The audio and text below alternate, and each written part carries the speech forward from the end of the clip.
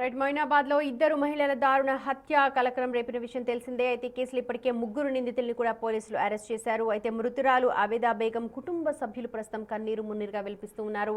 నిందితురాలు కరీమా బేగం అరాచకాలన్నింటినీ కూడా వాళ్ళు చెప్పారు.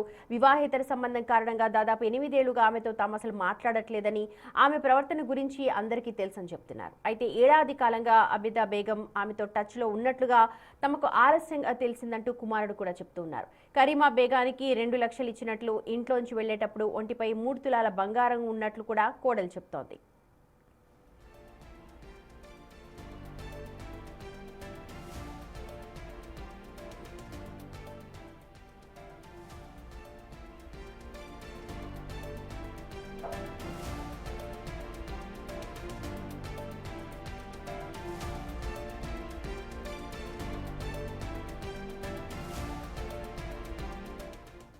ఇంటి పెద్ద దిక్కును కోల్పోయామని, తమకు న్యాయం చేయాలంటున్న మృతురాలు అబేదా బేగం ఫ్యామిలీ సంబంధించిన పూర్తి డీటెయిల్స్ని మా ప్రతినిధి గౌతమి అందిస్తారు.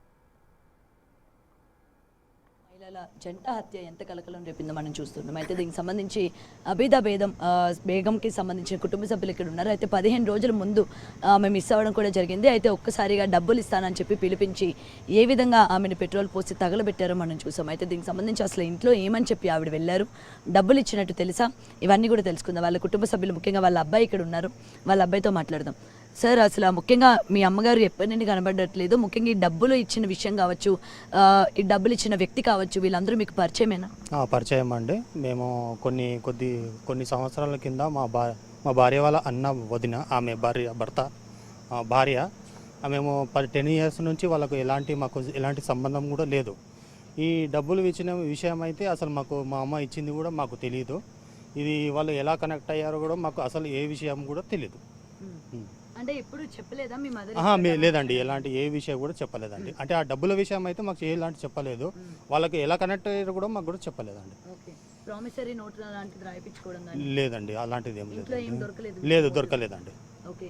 సో ఎన్నేళ్ల నుంచి వీళ్ళిద్దరు కాంటాక్ట్ లో ఉన్నారని కూడా తెలియదండి. ఈ మ్యాక్సిమమ్ బయట టాక్లో అయితే 1 ఇయర్ నుంచి ఉన్నారని తెలిసింది. అంతే. 1 ఇయర్ నుంచి. ఓకే.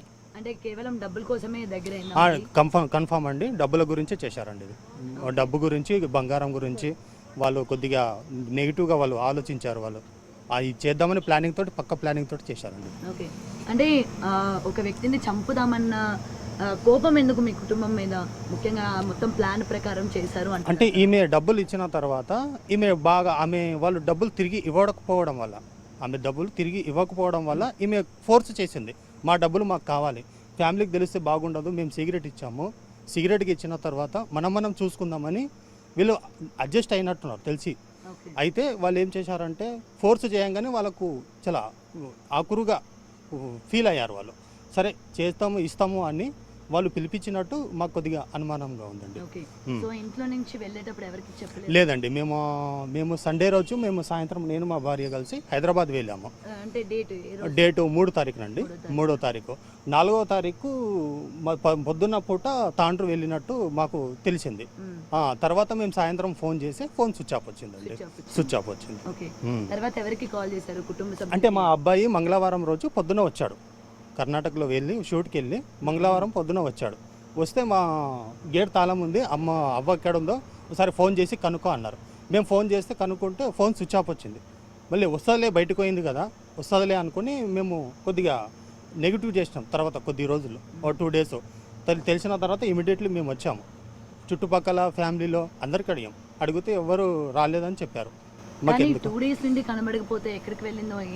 సెర్చ్ చేశామండి, మేము చూసాము చుట్టాల పట్టి. 2 డేస్లో మేము అంతా సెర్చ్ చేస్తున్నాం అన్నట్టు ఎక్కడికి వెళ్ళినామని.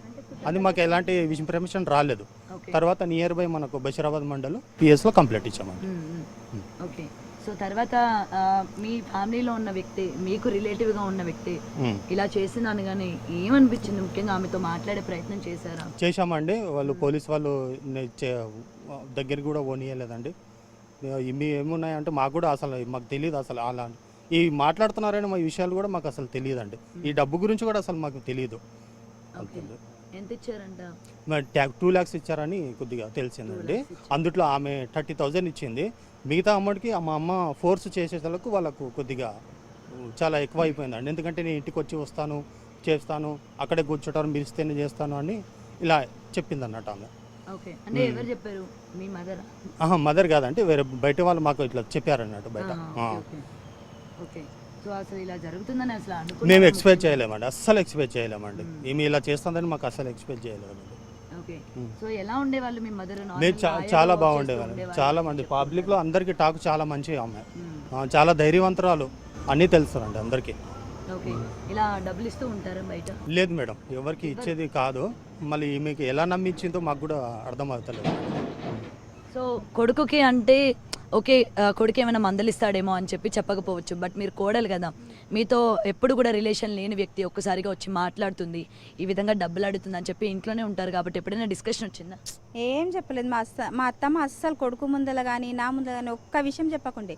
అంటే ఆమె పర్సనల్ అనేది ఆమె అంతకే పెట్టుకుంటుండే, ఎవరి ముందల అనకుండే.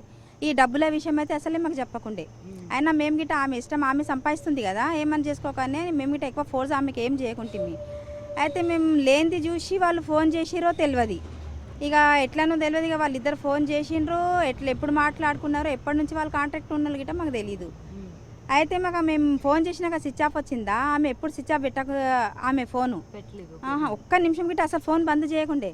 అయితే ఈమె ఫోన్ ఎందుకు స్విచ్ ఆఫ్ వస్తుందని మా టీచర్కి ఫోన్ చేసిన, ఇక టీచర్ అందరికీ ఫోన్ చేసింది. అంటే ఇట్లా ఊరికి ఏమైనా వెళ్తాన్నదా టీచర్ అత్తమ్మ అంటే, లేదమ్మా ఏమనలేదు నా ముందల అని. ఆమె గిట్ట ఎంతమంది పరిచయం ఉన్నారో ఆమె ఫోన్ చేసుకుంటుంది. మేము మా చుట్టాల పొంటి మొత్తం చేసినాం, ఎవరు రాలేరు అంటే ఇక ఇక్కడ ఊళ్ళల్లో అడిగితే లేదమ్మా సోమవారం కనిపించింది మాకు, మధ్యాహ్నం నుంచి కనిపిస్తలేదు అన్నది.